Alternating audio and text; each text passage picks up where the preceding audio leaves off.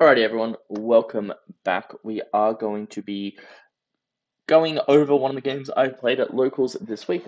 It was Red Green Law versus Enel. I was the Red Green Law player, as I said in the intro. Sorry, the quality of this is pretty bad. For whatever reason, my Premiere Pro won't let me uh, voice over the video, so I'm having to go through OBS, watching the video live while recording my screen and talking over in OBS, so we do have a seamless whatchamacallit.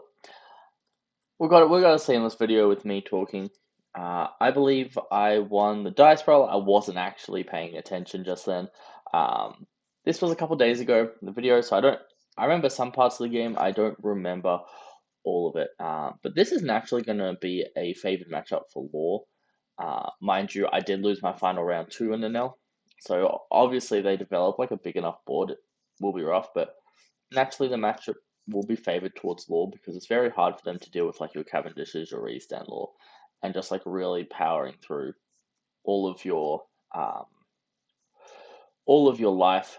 Um, sorry, you just power through all of their life, so they have to like lose a couple cards in hand to really defend each time. But we'll just say, oh, looks like I win second. I guess that's what Law wants to do, so I probably won the dice roll. I know I want to go first, but I still think in this matchup going second for both players is preferable. I play down the Dadan, probably the best opener, find an army searcher, add it to hand, and pass turn.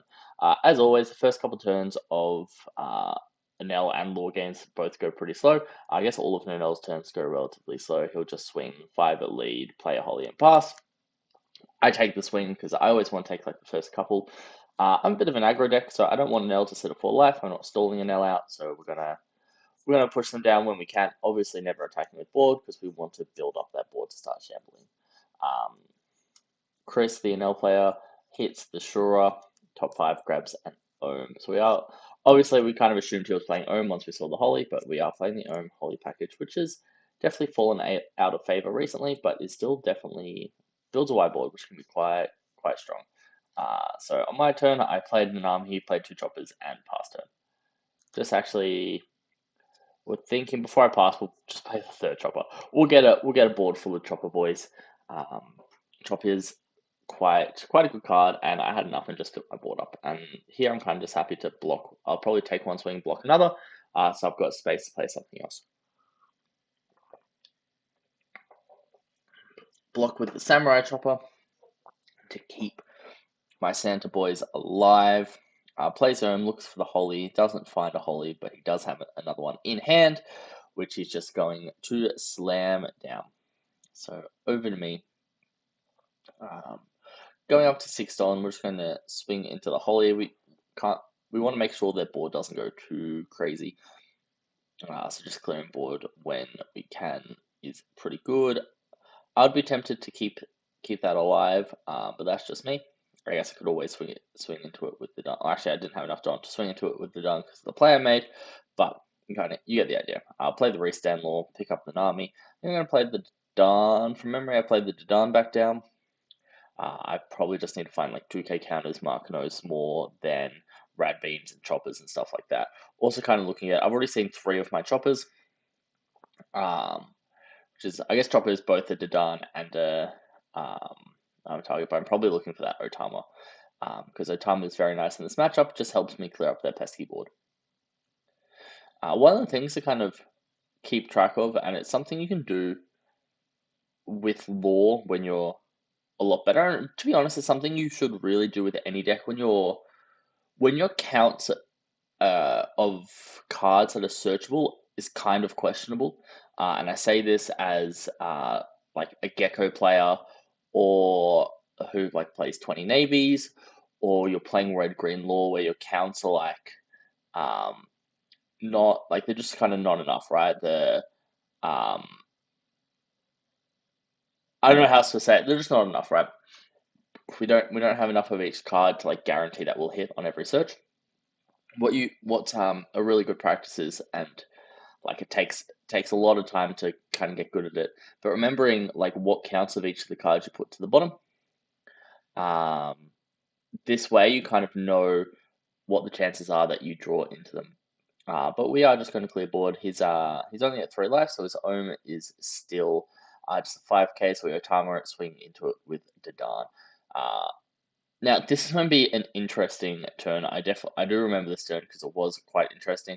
I'm sitting here with 6 Don open and a Cavendish that hasn't attacked yet. So essentially, I still have all 8 Don, but I'm only presenting 2 attacks onto board with Cavendish and Law. So I'm going to make quite I guess, an interesting line of play where we swing with the Cavendish, untap 2. I was thinking of shambling here, but I remembered we do need to swing with the Law first. Just because that's the play I want means we have to swing with the Law first. So we're gonna swing with the Law. Um, I'm just give me a second. I'll swing with the Law. Attack 6. All right. So as you'll say, this is quite an interesting play. But the basic idea of it is, um,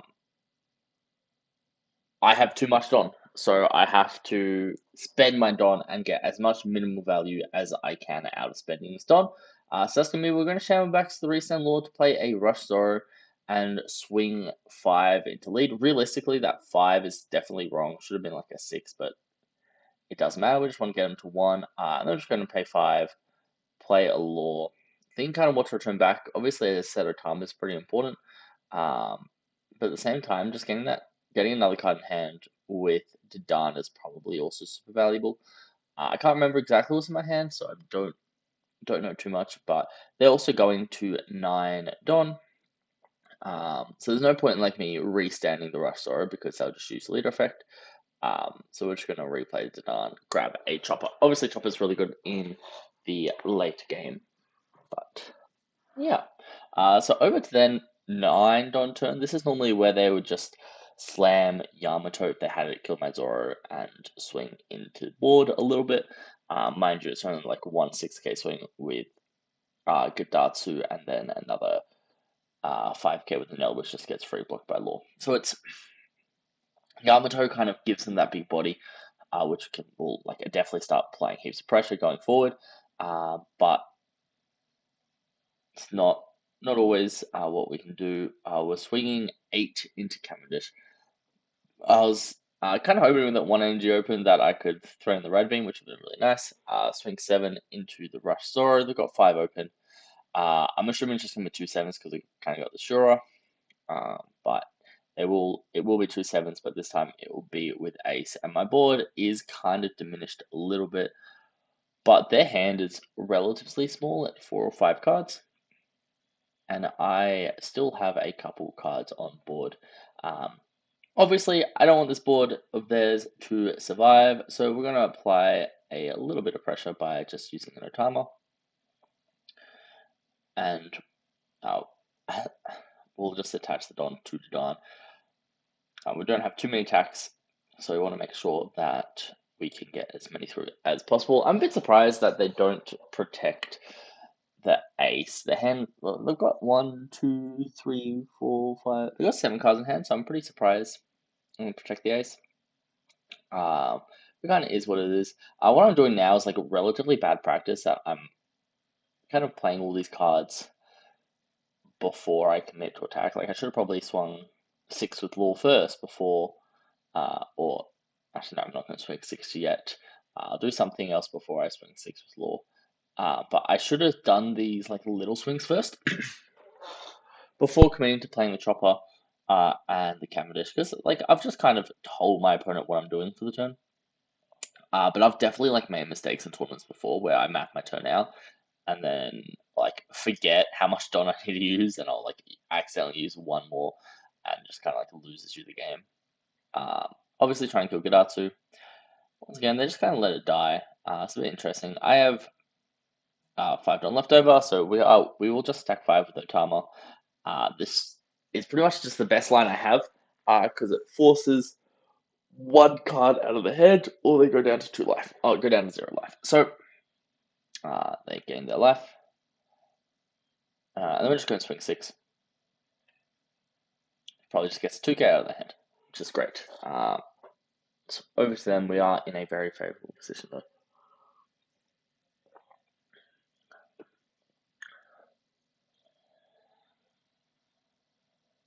just kind of how my board's laid out. I'm pretty sure they are going to need to do some sort of life gain or try to clear my board a little bit. I'm assuming Shrew is just going to go into Otama. It's just a card I can't pick up then. Um, yeah, let's go back a little bit. You know what? We're gonna skip back a little bit, but less me. How annoying is this that I do this? I will swing cards two different ways, and it just like annoys me because I don't realize I do it, and then eventually like obviously I'll go fix it. But yeah, it's pretty. I annoy myself sometimes. As I said, they cleared the Otama. Looking on the Enel side, definitely want to play a Katakuri or um, Yamato this turn. But my board is pretty threatening with that Cavendish kind of sitting inactive. Um, we'll see what happens. Let's go 5 into Dadan. We'll let the Dadan die. It's not really doing much for my board state. 8 at law. I'm probably going to counter out of this with a 2 and a 1 or block with Chopper. Cool, just blocking Chopper. Rush Ace. Again. And we'll go 8 at 9 at it. Okay, so definitely want it dead. I only have Cavendish on field now. So I lost my entire board that turn, which was definitely scary. I do theoretically have enough swings to kill with like Recent Laws, but at the end of the day, it doesn't matter too much. I have 9 Don open. Sometimes you're kind of sitting here with Cavendish going, well, I can't actually ever untap my 2. Sometimes I can only untap 1, but that's still like pretty strong. Uh, I'm assuming I have a way to build the board back up. Not exactly sure what it is because Law has so many ways to build the board back up. Kind of just splitting my Don out, thinking what I want to do. It's really hard because a lot of the times, like, what your plan is for the turn, um, really is like quite impactful of like how your opponent counters out. And for someone who's like, it was hard to like visualize what a board state kind of looks like. Um, Apparently, I'm not shambling this turn, which is like fair enough, I guess. You know what? I don't know what was in my hand, but I don't mind this position I'm in. I have 2 bodies on the board. I don't have too many cards in hand, it looks like.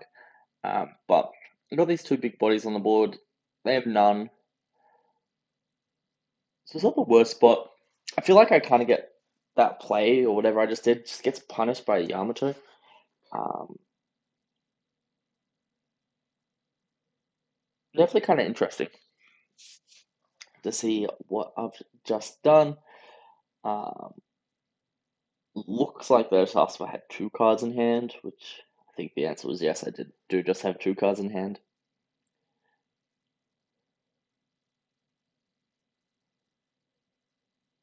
Should be 5 at lead. Uh, Looks like I'm taking that one. Um, Kind of a risky play, right? Because if they have reject as 4 Don, and then they've got 6 less, they can swing 8 with Shura. I guess I have 4 cards in hand for 8. Just, I think I was Swally over there. Putting a card into Chris's life to try and survive another turn. Because obviously neither of us have many cards in hand. I think it was a beige or something. I love my locals. It's really fun. We've got a great vibe going on.